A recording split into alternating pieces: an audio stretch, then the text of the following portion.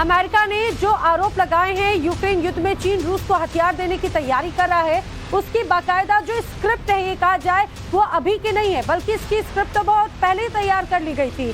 दिसंबर में ही इसकी स्क्रिप्ट लिख ली गई थी। समझिए कैसे। दरअसल रूस ने चीन को परमाणु ईंधन की डिलीवरी की है। जी हाँ, परमाणु ईंधन भेजे गए हैं। दिसंबर में चीन को रूस से परमाणु ईंधन मिले। चीन के नए न्यूक्लियर रिएक्टर पर बाकायदा डिलीवरी की गई। अमेरिका ने चीन पर हाल ही में खुलासा किया था 2030 तक 900 परमाणु बम बनाने की तैयारी जो है वो जरूर यहाँ पर नजर आती है। बताया जा रहा है टारगेट 2030, इसमें 900 परमाणु बम बनाने के लिए चीन जुटा हुआ है।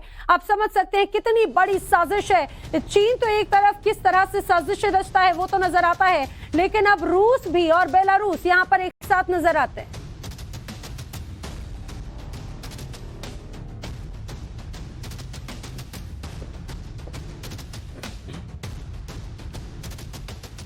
यानी इस महासंग्राम में ट्रिपल ट्रेलर कैसे समझ में आता है। दरअसल चीन को रूस पहले ही मदद कर चुका है, अब यूक्रेन युद्ध में चीन की बारी है मदद करने की, और इसकी स्क्रिप्ट दिसंबर में ही बुन ली गई थी।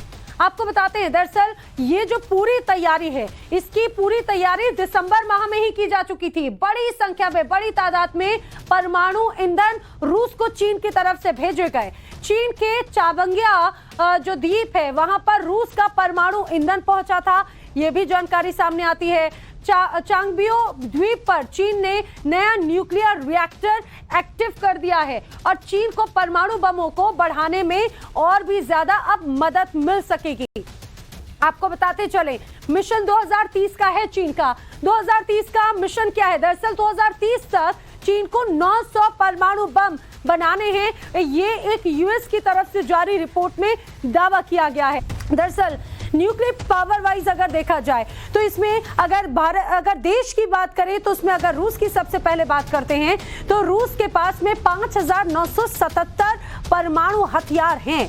अमेरिका की अगर बात करें तो अमेरिका के पास में 5428 परमाणु हैं। एक बार फिर से समझिए, रूस के पास में इसकी संख्या 5977 की है, तो अमेरिका के पास में भी 5428 परमाणु हैं। इसके अलावा अगर चीन की बात करें तो हमेशा हेकड़ी दिखाने वाला चीन, जिसके पास में परमाणु हथियार की संख्या 350 है। फ्रांस की बात करें तो फ्रांस के पास में 290 की संख्या में परमाणु हथियार हैं। अगर यूके की बात करें, यूनाइटेड किंगडम, तो यूनाइटेड किंगडम के पास में भी मात्र 225 परमाणु हथियार ही हैं। अब बात जरा पाकिस्तान की कर लेते हैं, जहां से आए दिन देश भर में लगातार आतंकी गतिविधियां देखने को मिलती हैं।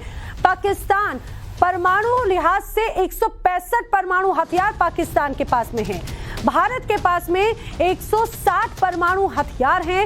इजराइल की बात करें तो इजराइल चूंकि वैसे भी छोटा देश है बाकी अन्य मुल्कों के मुकाबले, तो 90 परमाणु हथियार अब इजराइल के पास में हैं। नॉर्थ कोरिया का अगर बात की जाए तो नॉर्थ कोरिया में 20 से ज्यादा परमाणु हथियार हैं। अगर इन पूरे ग्राफ को अगर आप समझें तो इस लिहाज से भी सबसे ज्यादा परमाणु हथियारों का जो जखीरा है, न्यूक्लियर पावर, वो रूस ही नजर आता है। मेरे साथ में जो खास मेहमान है, retired group captain UK Devnath ji, as a defence expert मेरे साथ में जुड़ रहे हैं। सर, बहुत स्वागत है आपका। जरा इस बात को समझाइए, हमने अभी पूरे न्यूक्लियर पावर वाइज देखा तो ऐसे में भी रूस के पास में सबसे ज्यादा पावर नजर आती है पूरे न्यूक्लियर पावर के लिहाज से। अब ऐसे में अगर हम देखते हैं चाइना आ जाता है, बेलारूस आ जाता है, ये जो पूरी टिकड़ी एक साथ बनती है, तो क्या मैसेज देने की कोशिश कर रही है सर? देखिए, दुनिया में अभी महाशक्तियों का दो गुटों में क्लियर डिवीजन हो गया है। एक तरफ तो पश्चिम की महाशक्तियां हैं जिनके पास की न्यूक्लियर हथियार हैं, जैसे कि अमेरिका, इंग्लैंड, फ्रांस हो गए, और एक तरफ दूसरी महाशक्तियां हैं जैसे कि रूस, चीन, नॉर्थ कोरिया, जो कि एक साथ एकजुट होने की कोशिश कर रहे हैं। हाँ, इन सबके पास हजारों की संख्या में न्यूक्लियर हथियार हैं, लेकिन जानने की बात दो है। From military point of view से देखिए, किसी भी देश ने अगर युद्ध करना है तो उसके जो न्यूक्लियर हथियार है उसमें दो चीज बहुत अहम है। एक तो है कि जो मिसाइल लॉन्च किया जाएगा वो कितनी एक्यूरेसी से शत्रु के ऊपर गिर रहा है। अगर मेरे पास 10 मिसाइल है लेकिन वो शत्रु के ऊपर गिरते वक्त वहां इधर आधा किलोमीटर उधर आधा किलोमीटर गिरते हैं तो उसकी एक्यूरेसी बहुत कम है और इफेक्टिवनेस कम हो जाती है।